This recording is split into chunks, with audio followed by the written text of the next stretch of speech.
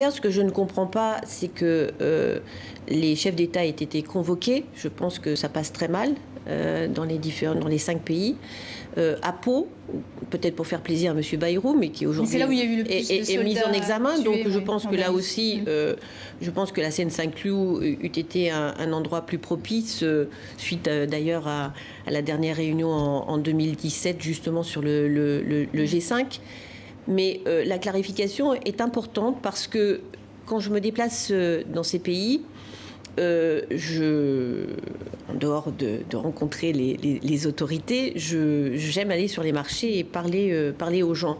Et le sentiment anti-français est très présent, très fort. Alors au Mali, ce qu'on m'a dit, c'est que en fait, les Français étaient là parce qu'ils voulaient mettre la main sur les mines d'or maliennes. Ou différentes rumeurs comme ça qui traînent. Et puis un ministre malien qui, quand même les yeux dans les yeux, m'a dit « mais vous êtes une force d'occupation dans notre pays ». Ce monsieur a fait des études supérieures en France et c'est très bien ce que ce terme-là veut dire pour nous Français. Et donc c'est un ressenti très fort pour eux. Je lui dis donc que je vais rentrer en France avec le message que notre présence n'est plus désirable chez vous.